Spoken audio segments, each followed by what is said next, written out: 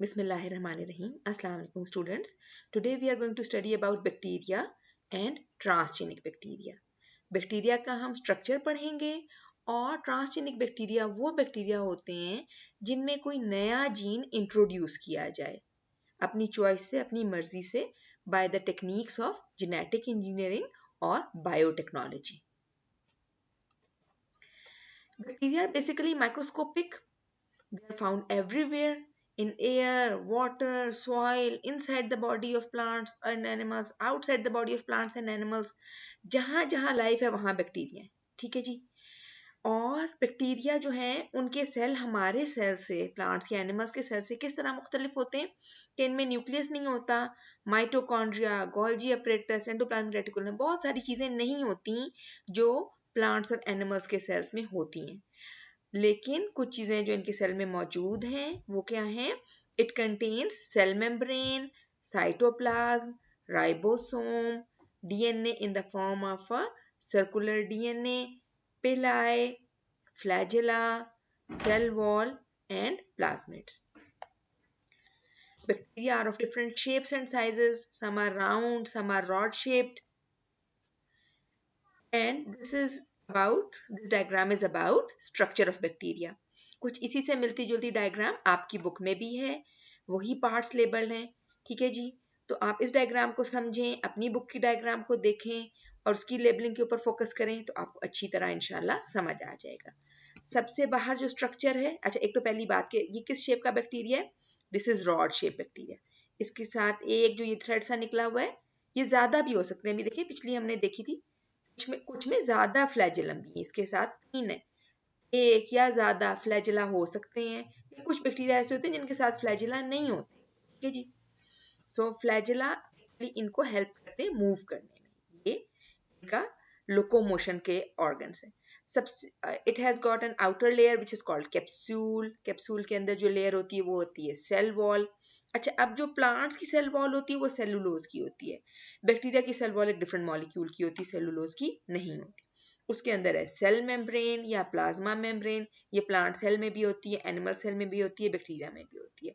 हर living cell की cell membrane या plasma membrane जरूर होती है. उसके अंदर जो जेल लाइक वाटरी सब्सटेंस है वो है साइटोप्लाज्म. ये भी प्लांट सेल में भी होता है, एनिमल सेल में भी और बैक्टीरिया में भी. अच्छा, जहां न्यूक्लियस होता है उसकी जगह बैक्टीरिया में क्या है? न्यूक्लियोइड. हमारे न्यूक्लियस में क्रोमोसोम होते हैं डीएनए के, और इसके न्यूक्लियोइड रीजन में क्रोमोसोम नहीं होता, एक सर्कुलर डीएनए होता है. मतलब इसका एक ही क्रोमोसोम होता है जो कि सर्कुलर डीएनए के फॉर्म में होता है. बड़ा सा क्रोमोसोम होता है जो एक जगह मौजूद रहता है. यानी कि इसके पास भी डीएनए, हमारे पास भी डीएनए. हमारे सेल में जो डीएनए है, क्रोमोसोम है, उसके इर्द गिर्द न्यूक्लियस की मेम्ब्रेन है. इसके पास डीएनए है, क्रोमोसोम है, लेकिन उसके गिर्द न्यूक्लियर मेम्ब्रेन नहीं है. ये बेसिक डिफरेंस है. अच्छा, ये छोटे छोटे स्ट्रक्चर्स जो डॉट लाइक हैं, ये राइबोसोम्स है. ये प्रोटीन बनाने वाली मशीनरी है. ये हर सेल में जरूर होती है, प्लांट सेल में, एनिमल सेल में, बैक्टीरिया में. और ये कुछ चीजें हैं जो हमारे अंदर नहीं है, इसमें होती हैं. पिलाई, इसके सरफेस के ऊपर शॉर्ट प्रोजेक्शंस होती हैं. दीज आर कॉल्ड पिलाई. ये इसमें देखें, इस वाले बैक्टीरिया में आपको बहुत सारे छोटे छोटे नजर आ रहे हैं पिलाई, और जो लंबे वाले हैं ये फ्लैजेला हैं. ठीक है जी. इसके अलावा in the bacterial cytoplasm there are short circular DNA which are called plasmids. ये प्लाज्मिड हमने आगे काफी डिस्कस करने. ठीक है जी. डीएनए का स्ट्रक्चर हमने क्यों पढ़ा, ये आगे जब हम देखेंगे how a gene is inserted in bacteria, फिर हमें समझ में आएगी. ठीक है जी. इस प्रोसेस को, जो जीन हम अपनी मर्जी से बैक्टीरिया या किसी और सेल में डालें, इसको कहते हैं जेनेटिक इंजीनियरिंग. ये बायोटेक्नोलॉजी, लेटेस्ट जो बायोटेक्नोलॉजी है वो ये है. ठीक है जी. इसमें बेसिकली होता क्या है कि कोई भी डीएनए का सीक्वेंस, जो जीन है, वो हमारी पसंद का जीन है. ठीक है. लेट्स सपोज हमें वो चाहिए. अब जो हमें चाहिए, हम उससे काम करवाना चाहते हैं, तो उस जीन को, उस डीएनए के सीक्वेंस को हम कट कर लेंगे with the help of enzymes, जिनके खास तरह के एंजाइम होते हैं which are called restriction enzymes. और इसको हम किसी वेक्टर में शिफ्ट करेंगे.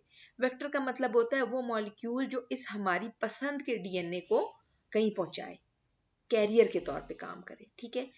इन दिस केस प्लाज्मिड, अभी मैंने आपको बताया पिछली डायग्राम में, इस डायग्राम में जेनेटिक इंजीनियरिंग के लिहाज से सबसे इंपॉर्टेंट स्ट्रक्चर है ये plasmid, extra chromosomal small circular DNA present in the cytoplasm of bacteria. इसको लेना है, इसको भी रिस्ट्रिक्शन एंजाइम से कट करना है। एक ही तरह के रिस्ट्रिक्शन एंजाइम, इनको कहते हैं रिस्ट्रिक्शन एंजाइम को मॉलिक्यूलर सिजर्स, इसलिए यहाँ पे डायग्राम में देखें इसको सिजर की तरह ही शो किया गया, just for understanding these are actually molecules not scissors.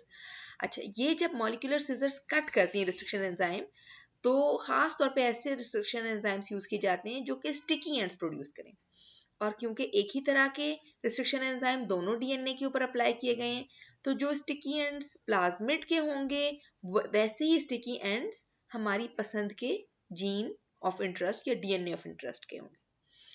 DNA of interest का क्या मतलब है, हमने डीएनए का जो हिस्सा लिया है, चूज किया है, वैसे ये आसान काम नहीं होता, इसमें सालों लग जाते थे एक जीन को ढूंढने में कि वो क्रोमोसोम्स में किधर है।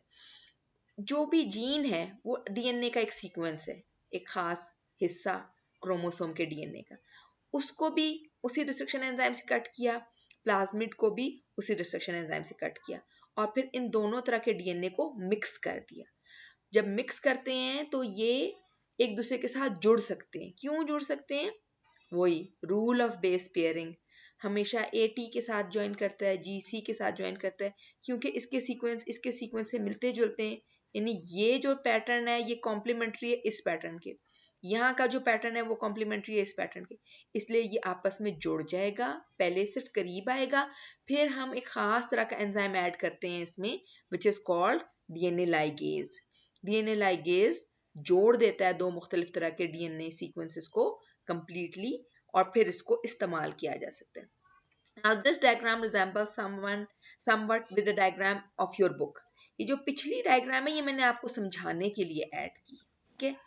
कुछ इस तरह की डायग्राम आपकी बुक में है कि ह्यूमन सेल के अंदर, न्यूक्लियस के अंदर जो डीएनए है उसमें से हम अपने पसंद का, अपनी मर्जी का जीन, जो कि लेट्स सपोज इंसुलिन है, ठीक है जी, बहुत तरह के जीन्स इस्तेमाल किए जा सकते हैं किसी भी ऑर्गेनिज्म के सेल से। लेट्स सपोज कि इंसुलिन का जीन है जो हमें चाहिए। जब हम बायोटेक्नोलॉजी प्रोडक्ट्स की बात करेंगे तब हम इंसुलिन की मज़ीद डिटेल समझेंगे। अभी ये समझ लें कि इंसुलिन जो है वो डायबिटीज़ के पेशेंट्स को चाहिए होती है दवाई के तौर पे, और वो इंसुलिन का इंजेक्शन अपने आप को लगाते हैं, तो वो इंसुलिन चाहिए मार्केट में पेशेंट्स के लिए, तो वो कहाँ से बनेगी, उसको बनाने के लिए ये टेक्निक इस्तेमाल की गई थी, ठीक है जी। अब जो जीन ऑफ इंसुलिन है उसको कट किया गया रिस्ट्रिक्शन एंजाइम से, ये जो हिस्सा है डीएनए का ये ह्यूमन इंसुलिन जीन है। दूसरी तरफ यानी इस सेल को तोड़ा, इसके डीएनए को निकाला, उसको रिस्ट्रिक्शन एंजाइम से काटा और ह्यूमन इंसुलिन का जीन अलग कर लिया। दूसरी तरफ बैक्टीरिया लिया, इस बैक्टीरिया को तोड़ा, उसके बाकी चीजों को डिस्कार्ड कर दिया, सिर्फ प्लाज्मिड को लिया, प्लाज्मिड को उसी रिस्ट्रिक्शन एंजाइम से काटा। अब प्लाज्मिड भी कट गया, जीन भी कट गया, इन दोनों को मिक्स किया। मिक्स करने से क्या होगा कि चांस है कि ये दोनों सीक्वेंसेस आपस में जुड़ जाएं, करीब आ जाएं एक दूसरे के। जब जुड़ जाएं तो फिर हम इसमें डीएनए लाइगेज ऐड करते हैं, वो एंजाइम जो कि इनको पक्का जोड़ देता है, इनका बॉन्ड बना दे। फिर नेक्स्ट स्टेप पे क्या करते हैं कि ये जो प्लाज्मिड, ऐसा प्लाज्मिड जिसमें दो तरह का डीएनए, एक बैक्टीरिया का डीएनए ऑरेंज से शो किया गया, और एक ह्यूमन का डीएनए जिसको यहाँ ब्लू से शो किया गया। आपकी बुक में हो सकता है कलर्स डिफरेंट हो, लेकिन दो कलर से शो करने का मकसद ये होता है कि आपको समझ में आए कि वो दो कलर वाली चीज आगे तक गई है। अच्छा, अब ये जो प्लाज्मिड है इसको, इस सोल्यूशन को डाल दिया किसी और नए बैक्टीरिया में, ठीक है, बैक्टीरिया जहां मौजूद थे उसके ऊपर ये भी डाल दिया। अब बैक्टीरिया में क्या सलाहियत होती है आम हालात में भी कि अगर इसके इर्द गिर्द कोई प्लाज्मिड हो तो वो उसे एब्जॉर्ब कर लेता है, उसको अपने अंदर कर लेता है, उसको अपने अंदर कर लेगा, कोई ना कोई बैक्टीरिया अपने अंदर कर लेगा। उस बैक्टीरिया को ढूंढना है, वो बैक्टीरिया जिसमें इंसुलिन का जीन पहुंच गया, उसको आइसोलेट किया जाता है ढूंढ के, और फिर उसको ग्रो किया जाता है बहुत दफा, 1 से 2, 2 से 4, 4 से 8, 8 से 16, 16 से 32, मतलब they will keep on dividing and dividing, her 20 minute में बैक्टीरिया डबल हो जाते हैं। तो ये जैसा पहला बैक्टीरिया है, पेरेंट बैक्टीरियम, वो अगले सारे उसी तरह के होंगे, यानी उन सब में वैसे ही प्लाज्मिड आ जाएगा जो यहाँ पे जेनेटिक इंजीनियरिंग की टेक्निक के जरिए बनाया गया। अब इन सब में क्या सलाहियत आ जाएगी इन बैक्टीरिया में, एक तो ये जो हिस्सा है प्लाज्मिड का, ये बैक्टीरिया के प्रोटीन्स बनाएगा, बैक्टीरिया के काम की चीजें बनाएगा। लेकिन ये हिस्सा जो हमने खुद डाला है, ये क्या बनाएगा? ये इंसुलिन बनाएगा। अब बैक्टीरिया बेचारा तो समझ रहा है कि वो अपने काम कर रहा है, लेकिन वो गलती से हमारे काम भी कर लेगा। ठीक है जी। और ये बैक्टीरिया ग्रो करने के साथ हर नए बैक्टीरिया में इंसुलिन का जीन चला जाएगा, बढ़ता जाएगा इंसुलिन का जीन, और काम भी करता जाएगा। अच्छा, ये जो बढ़ गए, एक जैसे बहुत सारे हो गए, इस प्रोसेस को कहते हैं क्लोनिंग। ये एक था, ये 8 हो गए। ये 8 इसके कैसे बने? क्लोनिंग के प्रोसेस के जरिए। Cloning is the process by which genetically identical organisms are made. जैसे अगर मेरे पास एक रोज प्लांट हो जो मुझे बहुत अच्छा लगता हो, उसकी मैं हर साल कटिंग करूं, उसे 10 पौधे और बनाऊंगा, और 10 पौधे बनाऊंगा, और 10 पौधे बनाऊंगा, तो कुछ सालों बाद मेरे पास 1000 पौधे हो जाए। 1000 पौधे सारे एक जैसे फूल प्रोड्यूस करें, तो वो क्या हो गए? Cloning. Cloning is the production of genetically identical organisms, जिस जो ए सेक्सुअल रिप्रोडक्शन से बने। सेक्सुअल रिप्रोडक्शन में चेंज आता है, ए सेक्सुअल रिप्रोडक्शन में आइडेंटिकल ऑर्गेनिजम्स प्रोड्यूस। तो ये जो क्लोनिंग के जरिए बहुत सारे बैक्टीरिया बने हैं, ये सब एक जैसे हैं। इन सब के अंदर एक जैसा प्लाज्मिड है जिसमें इंसुलिन का जीन मौजूद है, और जब ये अपनी प्रोटीन्स बनाएंगे तो हमारी पसंद की प्रोटीन यानी इंसुलिन भी बनाएंगे, जिसको बाद में इन बैक्टीरिया को ब्रेक डाउन करके उसमें से निकाला जा सकता है। Now these are the steps of gene introduction in bacteria which are given in your book. मैंने इनको मैंने इनको मजीद शॉर्ट करके लिखा है। पहला स्टेप क्या है? DNA isolation. 2 तरह का डीएनए आइसोलेट करना है। एक वो डीएनए है जो कि हमारी मर्जी का ह्यूमन इंसुलिन का जीन है, ये एग्जाम्पल लिए, और दूसरा प्लाज्मिड। ठीक है जी, पहला स्टेप ये है। दूसरा स्टेप क्या है? Cutting both DNA with restriction enzyme. दोनों को काट लिया एक ही रिस्ट्रिक्शन एंजाइम से, ताकि उनके कॉम्प्लीमेंट्री स्टिकी एंड्स बन जाए। दोनों को एक ही रिस्ट्रिक्शन एंजाइम से काटा ताकि इनके स्टिकी एंड एक जैसे बन जाए। ये हमने पिछली एक डायग्राम में स्टिकी एंड्स के ऊपर ज्यादा बात की थी। ये देखें, ये एक हिस्सा थोड़ा सा बाहर की तरफ निकला हुआ है, आपकी बुक की डायग्राम में ये और अच्छा शो हुआ है। नंबर 3 पे मिक्स बोथ डीएनए, और होगा ये कि जीन ऑफ इंटरेस्ट जो है वो अटैच हो जाएगा प्लाज्मिड के साथ, क्योंकि दोनों के स्टिकी एंड्स एक दूसरे के साथ मैच करते हैं, कॉम्प्लीमेंट्री हैं। अच्छा, नेक्स्ट स्टेप क्या है? डीएनए लाइगेज हम उसमें ऐड करेंगे ताकि ये दोनों डीएनए मॉलिक्यूल्स अच्छे से पक्के जुड़ जाएं। जब ये जुड़ जाएंगे तो इस प्लाज्मिड को ऐड कर दिया जाएगा लिविंग बैक्टीरिया में। बैक्टीरिया एब्जॉर्ब कर लेते हैं प्लाज्मिड को अपने इर्द गिर्द के सोल्यूशन से। जब वो हमारी मर्जी का प्लाज्मिड, ये वो खास प्लाज्मिड है जिसमें कि हमने अपनी मर्जी का जीन डाला है, तो उस बैक्टीरिया को ढूंढना है जिसमें ये घुस गया, और उसको फिर खुली जगह देनी है, सब कुछ उसको देना है, खाओ पियो बड़े होते जाओ। So bacteria divide rapidly to form multiple copies by cloning. Such bacteria called transgenic bacteria. इस बैक्टीरिया को क्या नाम दिया गया? ट्रांसजेनिक। ट्रांसजेनिक का क्या मतलब होता है? ये जो बैक्टीरिया, इसमें कोई जीन बाहर से नहीं आया, ये एक नॉर्मल बैक्टीरिया, लेकिन इन बैक्टीरिया में किसी और स्पीशीज का जीन आ गया, ह्यूमन इंसुलिन जीन आ गया, इसलिए इसको कहा ट्रांसजेनिक, कि इसने किसी और से जीन ले लिया, और जो प्रोडक्ट है उस जीन का वो भी निकाला जा सकता है उस बैक्टीरिया से। नेक्स्ट डायग्राम इसी चीज को शो कर रही है। अगेन वही कंसेप्ट जो पिछली डायग्राम में समझा, आपकी बुक में भी है, फिर हम एक और दफा समझ रहे हैं। ये ह्यूमन सेल है, खासतौर पे पेनक्रियाज का सेल लेते हैं क्योंकि ह्यूमन पेनक्रियाज में ही इंसुलिन प्रोड्यूस होता है। इस सेल को तोड़ देंगे, इसके न्यूक्लियस को भी तोड़ देंगे, इसका कौन सा जीन निकालेंगे? Human insulin producing gene. इधर एक और बैक्टीरियम लेंगे, उसको भी तोड़ देंगे, उसका सारा कुछ डिस्कार्ड कर देंगे, सिर्फ उसके प्लाज्मिड को लेंगे। इस प्लाज्मिड को भी रिस्ट्रिक्शन एंजाइम से कट किया, इस इंसुलिन के जीन को भी रिस्ट्रिक्शन एंजाइम से कट किया, फिर इन दोनों को मिक्स कर दिया। मिक्स करने से ये दोनों एक दूसरे के साथ अटैच हो गए क्योंकि कॉम्प्लीमेंट्री स्टिकी एंड्स थे। फिर हमने इसमें डाल दिया डीएनए लाइगेज ताकि ये सही से जुड़ जाए। अब इस प्लाज्मिड को एक जिंदा डीएनए के ऊपर से कई जिंदा, बहुत सारे ऐसे बनाए रिकम्बिनेंट डीएनए, और उनको नए बैक्टीरियल सेल्स के ऊपर, लिविंग बैक्टीरियल सेल्स के ऊपर डाल दिया। अब कुछ ना कुछ किसी ना किसी बैक्टीरिया में वो घुस गए, उस बैक्टीरिया को ढूंढा और उसको बड़े से टैंक में ग्रो करना शुरू कर दिया। उसको सब कुछ दिया, उसको फूड भी दिया, वाटर भी दिया, नॉर्मल टेम्परेचर, ऑक्सीजन, हर रिक्वायरमेंट उसकी पूरी की। वो बैक्टीरिया बढ़ते गए बढ़ते गए बढ़ते गए, डिवाइड एंड रीडिवाइड, क्लोनिंग होती चली गई, बहुत सारे लाखों करोड़ों बैक्टीरिया हो गए। अब वो जो लाखों करोड़ों बैक्टीरिया में से लेट्स सपोज हमने एक दफा में 1 लाख बैक्टीरिया निकाले और उनमें उनको तोड़ा, उनमें से सारी प्रोटीन्स अलग की और अपने काम की प्रोटीन कौन सी है? Human insulin. ये इंसुलिन का जीन था।